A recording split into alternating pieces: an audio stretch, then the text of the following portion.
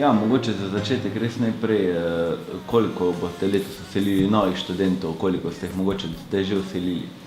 Ja, tako lepo pozdravljeni.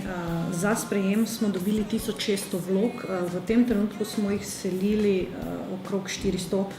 Do ponedeljka jih bomo selili 600 študentov, ker pa se s ponedeljkom zaključuje tudi ta mesec oziroma s torkom, pričakujemo še kar cirka 200 izselitev, tako da potem računamo še teh novih 200 dodatnih seliti še v tem tednu oziroma naslednjem tednu.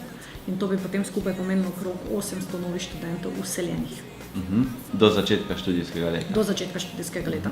Ja, ostali pa verjetno ostanejo še na čakalni listi. Kaj pa mogoče v praksi to pomeni za njih? Kakšne so mogoče opcije za njih? To v praksi pomeni, da jim mi priporočamo, da za kak mesec ali dva si poiščejo neko začasno bivališče kje drugje. Največkrat jim priporočamo dijaški dom, ker pač tam potem lahko tudi odideš.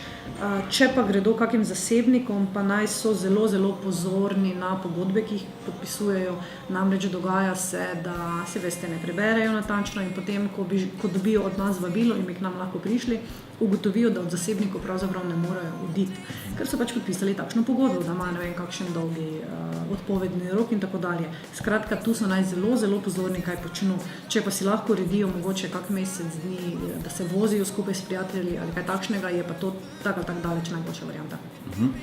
Kaj pa mogoče res, če tako, kaj so prednosti bivanja v študentskih domovih že takoj na začetku in skozi vse študijsko obdobje? Ja, definitivno je prva prednost to, da je cena najugodnejša, se pravi za zelo nizko ceno dobijo študentje pravzaprav ves komfort, to, da imajo neomejen internet, da imamo razen interneta tudi prostore za študij, študijske učilnice, fitnese, telovadnice, da o tem, da se lahko zabavajo, niti ne govorimo, ker imamo posebne sobe tudi za zabave. Potem pa seveda ta klasika, enoposteljne, dvoposteljne sobe. Pri nas si lahko svoje perilo tudi perejo, vendar to morajo plačati, 1,5 € na pralni stroj. Prednost je še tudi ta, da lahko, če imajo svoj avtomobil, tega parkirajo v naši garaži.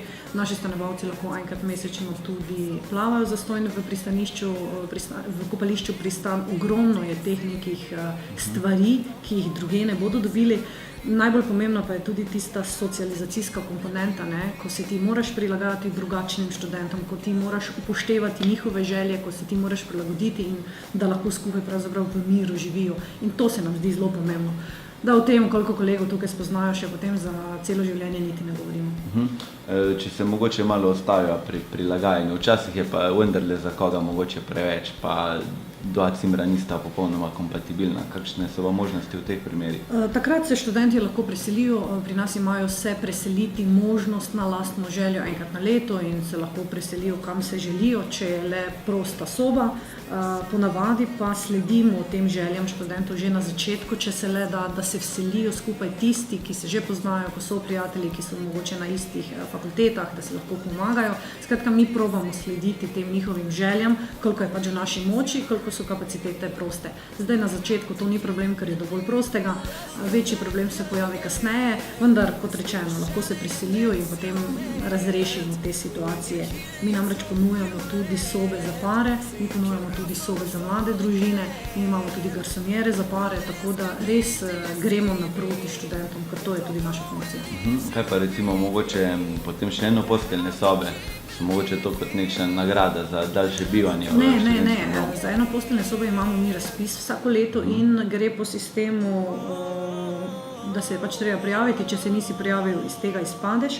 Prednost pa imajo višji letniki. Se pravi, prednost imajo vedno višji letniki, zato ker pač oni potrebujejo, da rečem na koncu, da zaključijo svoje diplome in tako dalje, malo več miru in imajo prednost. In potem, ko vselimo vse tiste v najvišjih letnikih, potem gremo dol in pa navadi se tam pri enem drugem letniku ustavi. Super, v redu, najlepša hvala.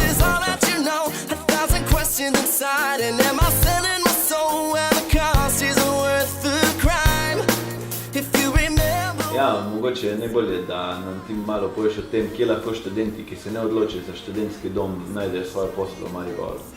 V bistvu lahko najdejo na portalu Dostop, v okviru katerega deluje Kamrica že 11. leto zapored in po naših statističnih podatkih je zelo obiskana stran, najbolj pa takrat, ko v bistvu študenti oziroma iskalci stanovanj, študentskih domov dobijo odločbe, če so sprejeti v študentski dom ali ne.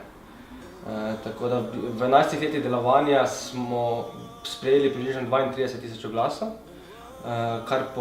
kar nam daje posebno pohvalo za naše delo in v bistvu opažamo, da je spletna stran dostop.si oziroma Kamrica zelo obiskana od začetka avgusta pa v bistvu do konca oktobra, kjer je največji navak.